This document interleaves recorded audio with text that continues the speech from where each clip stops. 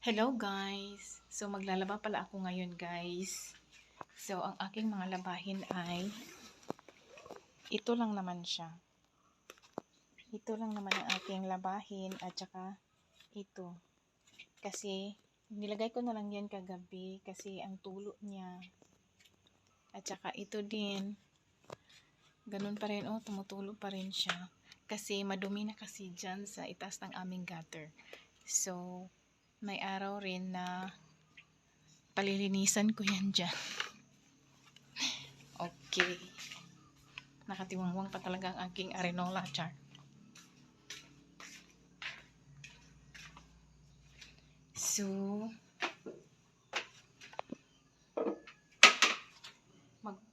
magpundo ako ng tubig. Tapos i-prepare ko ang washing. Pundukan ko yan ng tubig ang aming washing. At ako mag-mekos-mekos. See? Ganun kaingay ang aming gawin ng aming water.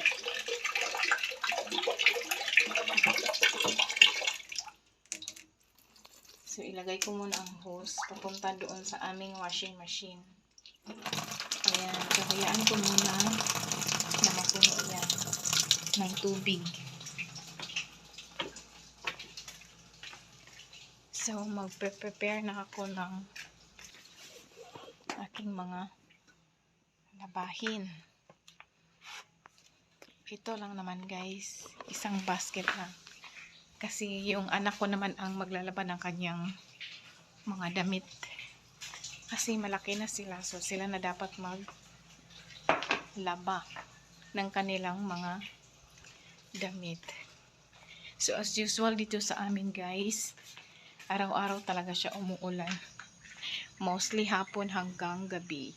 So buti na lang merong ng sunrise para at least naman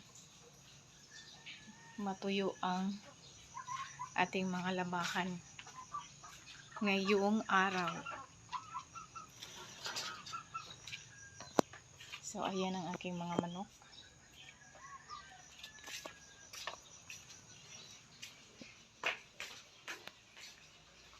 So habang ako ay naghihintay ng water, as usual, luto muna ako ng rice. Kasi konti na kasi ang aking rice. Ibigay ko na lang to sa aso.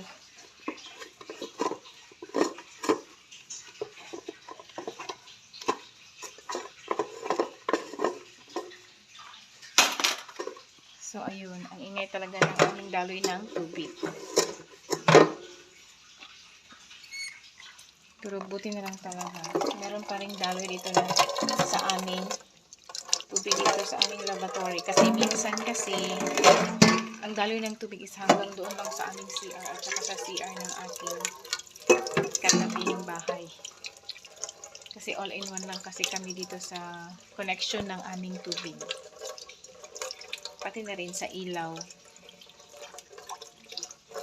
So magpe-prepare muna ako guys ng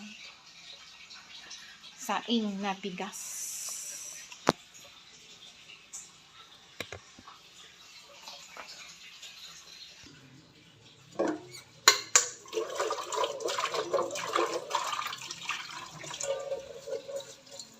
So pagkatapos ko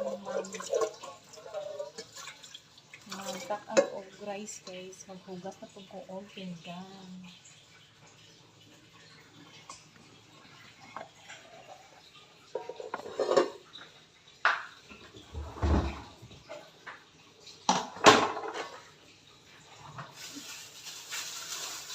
Ito na lang natira ng bigas. So, kasya pa po. Meron pa naman akong isang ganito. Parang kulang. Dadagdagan ang ating bigas. Magluluto tayo.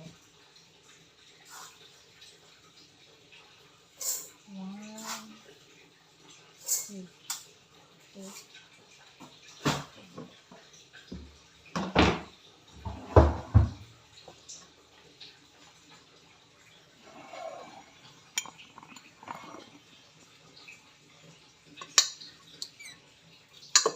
Okay naman, meron ko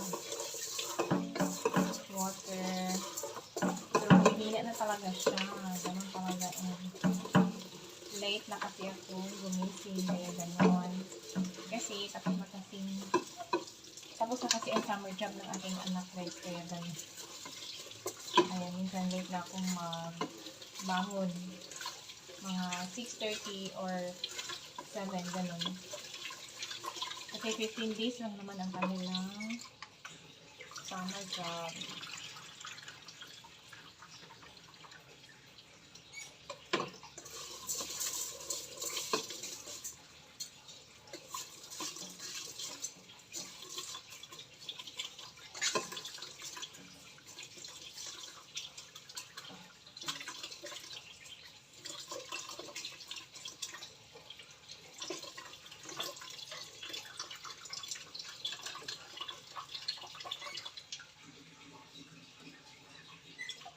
Okay.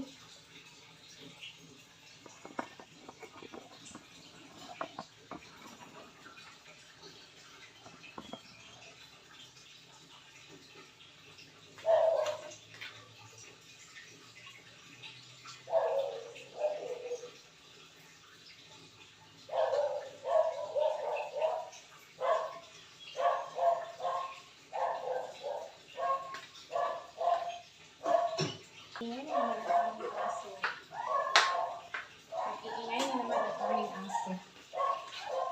Ito pa lang aso. So, magluluto ko na ako ng, hindi ko alam kung ano ang ulamin namin ngayon. Pero, meron pa kaming natirama. Inununan, guys. So, ito pa din ang ating ulam this morning. Magtipid tayo. Ganyan.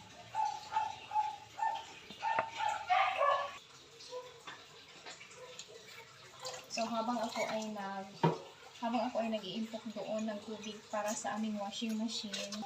So, maghuhugas muna ako.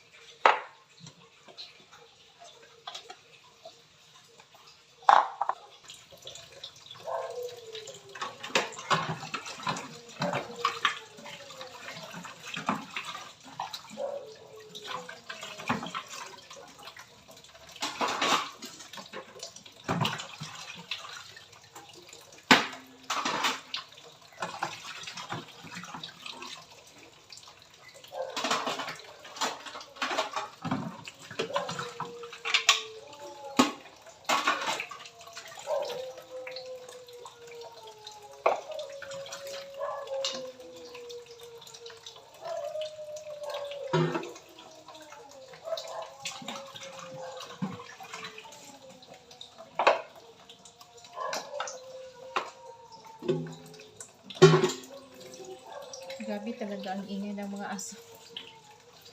Nagtatahol.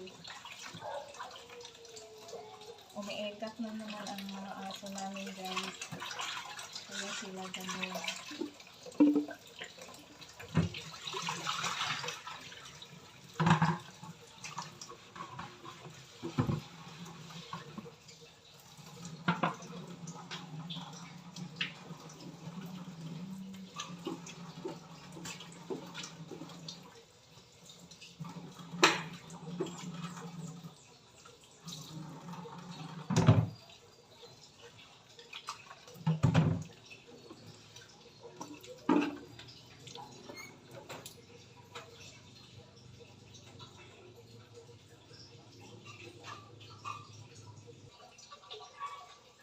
Tingnan ko muna, guys, ang tubig dito sa aming washing.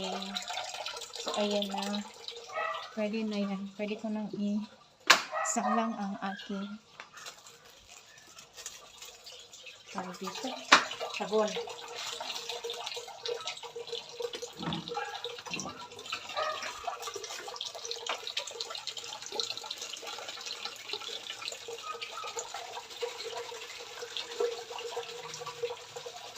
Isali ko na lang ang mga damit ng aking mga duming damit ng aking anak guys kasi konti lang din naman yung sa kanya. So, ganito ako maglalaba guys. Direct. Wala nang banlaw-banlaw kasi alam mo na yung hindi naman masyadong madumi ang aming mga damit guys. Mga alikabok lang naman siya. Kasi everyday naman kami nagbibihis siya.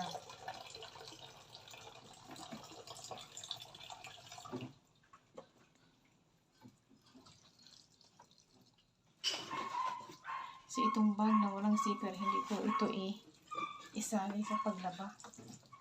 Kasi matigas yan. Okay.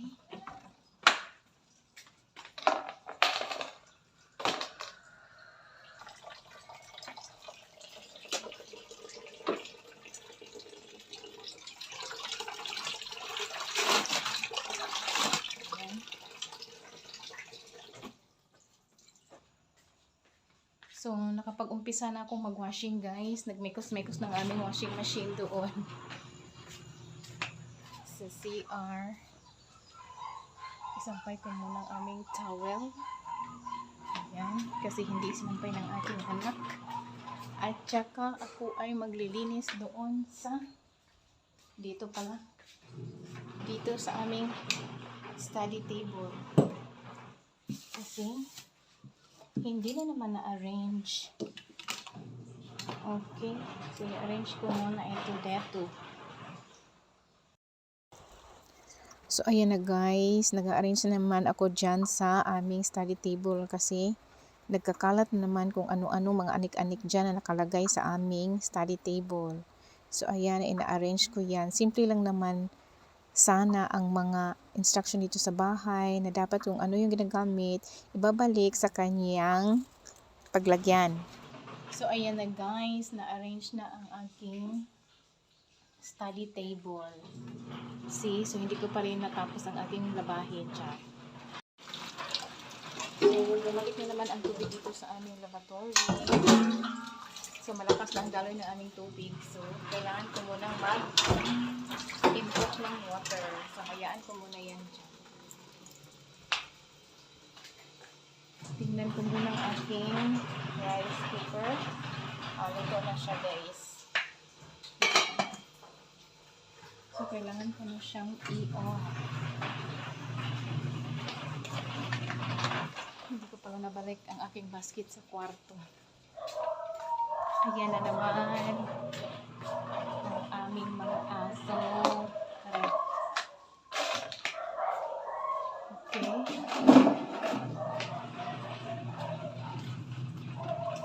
So, malinis na ang aming mesa.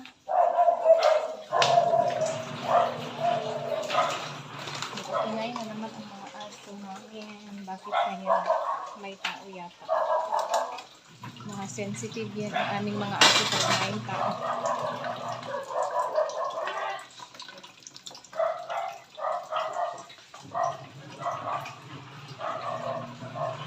So, magwawalis na naman ako ngayon ng buong bahay. So, nagwawalis na naman ako guys. Nag-umpisa naman ako sa aming kwarto sa pagwawalis kasi hindi talaga maiwasan natin ang mga alikabok everyday. So, dapat talagang maglilinis everyday, no? Ganun talaga ang aking a day in my life dito sa aming bahay. Char. So, dito na naman ako sa aming hapagkainan. Nagwawalis na naman ako. Tapos, nyadaspan ko na yan kaagad para diretso na, kumbaga, ilagay ko sa dustbin. So, ayan. So, pagkatapos naman dyan, sa aming hapagkainan, dito na naman ako nagwawalis sa kwarto ng aking anak. So, ayan. So, sa wakas natapos rin. So, dito na naman ako sa aming terasa.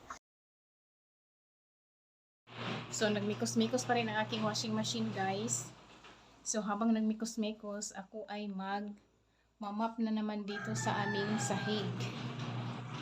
So, see you later, guys, kasi magmamap na ako.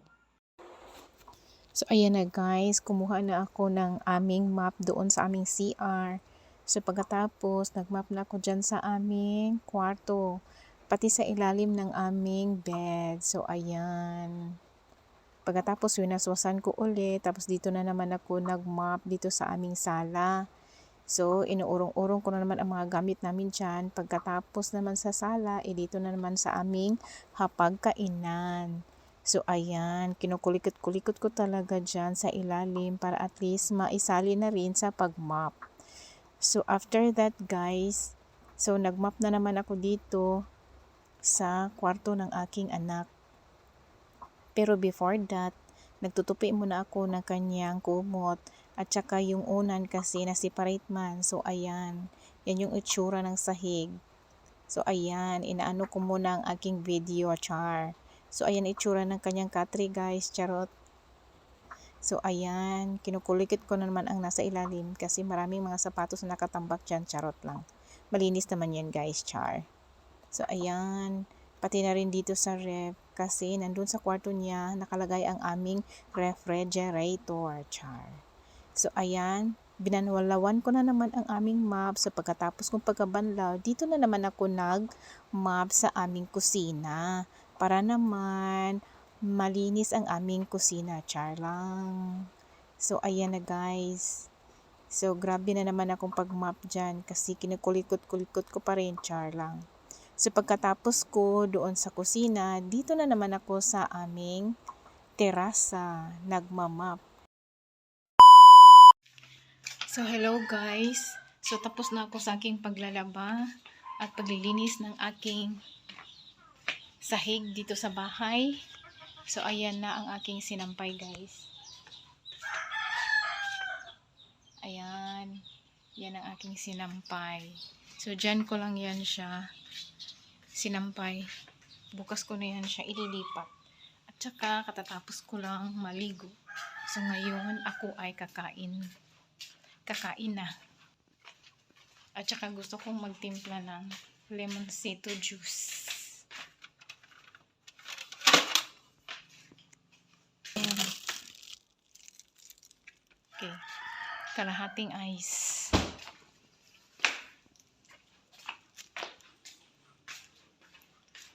Ilagay ko to sa ibang baso na lang. Aray ko. Ito, timing talaga. Ay, see, meron ng isang lata.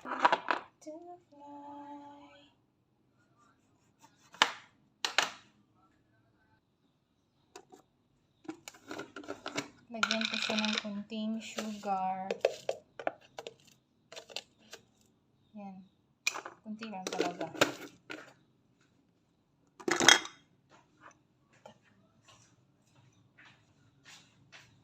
Ayan.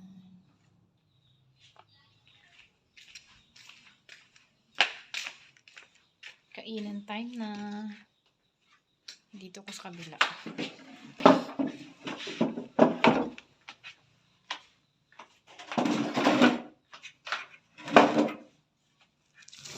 So, ito lang talaga ang aking food for today's, guys. Thank you once again, guys, sa panonood po ng aking mga video. God bless you all. Bye.